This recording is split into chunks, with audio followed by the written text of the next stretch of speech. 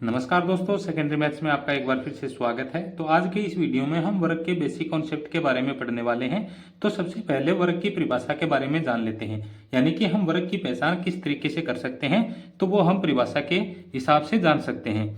तो वर्ग की परिभाषा क्या होती है? तो वर्ग की परिभाषा लिखने से पहले हम 3 टॉपिक के बारे में पढ़ लेते हैं। तो सबसे पहला टॉपिक होता है कि वर्ग की 4 भुजाएं होती हैं। तो यहाँ पे लिखेंगे कि वर्ग की कितनी भुजाएं होती हैं? 4 भुजाएं होती हैं। ठीक है। दूसरा टॉपिक क्या होगा? तो वर्ग की जो चारों भुजाएं होती हैं वो चारों भुजाएं समान होती हैं। तो यहां पे लिखेंगे कि चारों भुजाएं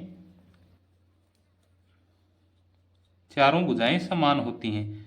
ठीक है, दूसरा पॉइंट ये हो गया। तीसरा पॉइंट ये है इसमें कि जो चारों भुजाएं हैं उनसे हम 4 कोण बनाएंगे। ठीक है, यानी ये जो 4 भुजाएं हैं इन चारों भुजाएं से 4 ही कोण बनेंगे। तो वो चारों कोण कितने डिग्री के होंगे? तो यहाँ पे चारों कोण कितने डिग्री के होंगे? तो चारों कोण 90 डिग्री के होते हैं। ठीक है, तो इसमें 3 जो पॉइंट हैं इन पॉइंट्स को हम ध्यान में रखते हुए हम वर्ग की पहचान कर सकते हैं। कैसे? कि 4 भुजाएं होंगी, चारों भुजाएं समान होंगी और चारों भुजाओं से बनने वाले कोण कितने डिग्री के होंगे? 90 डिग्री के होंगे। आगे दूसरा पॉइंट है कि वर्ग के जो सूत्र होते हैं वो क्या होते हैं। तो सबसे पहला सूत्र है कि वर्ग का क्षेत्रफल का सूत्र क्या होगा? तो वर्ग के क्षेत्रफल का सूत्र होता है भुजा गुणा में भुजा।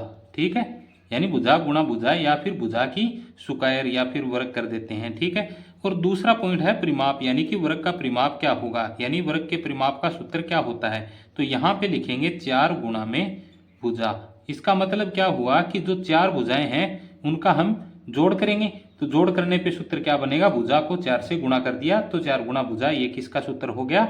वर्ग के परिमाप के सूत्र हो गया। आगे 3 नंबर पॉइंट है कि वर्ग का जो विकर्ण है, विकर्ण क्या होता है कि जो भी रेखा होती है, यानी कि ए से लेके सी को मिलाने वाली रेखा, यानी कि किसी भी आकृति के कोनों को मिलाने वाली जो रेखा होती है वो उस आकृति का क्या होता है? विकर्ण होता है। यानी कि जो आमने सामने के कोने होते हैं, यानी ए के सामने का कोना कौन सा है, यानी जो शीर्ष बोलते हैं, तो ए के सामने का जो शीर्ष है वो कौन सा हो जाएगा? सी। तो ए और सी को मिलाने वाली जो रेखा होगी वो क्या होगी? वर्ग का विकर्ण होता है। तो वर्ग के विकर्ण का सूत्र क्या होगा? तो यहां पे लिखेंगे अंडर रूट लंबाई और इसकी स्क्वायर करेंगे, प्लस में क्या हो जाएगा? चौड़ाई की स्क्वायर हो जाएगी। और इसमें लंबाई और चौड़ाई क्या है? बराबर है। तो यहाँ पे क्या लिख देंगे? लंबाई की स्क्वायर और प्लस में लंबाई की ही स्क्वायर, और इन दोनों को जोड़ देंगे। तो जोड़ने पे क्या आएगा कि अंडर रूट लगाएंगे 2 गुणा में लंबाई और स्क्वायर हो जाएगी। तो ये सूत्र किसका हो गया? वर्ग के विकर्ण का। और ये स्क्वायर यहाँ से अंडर रूट से हट जाएगा तो यहाँ पे क्या मिलेगा हमें? अंडर रूट 2 और लंबाई की जगह क्या आ जाएगा? लंबाई आ जाएगा। यानी कि ये स्क्वायर और अंडर रूट इसका हट जाएगा तो यहाँ पे इसका सूत्र क्या बनेगा? एक अंडर रूट में 2 और गुणा में लंबाई।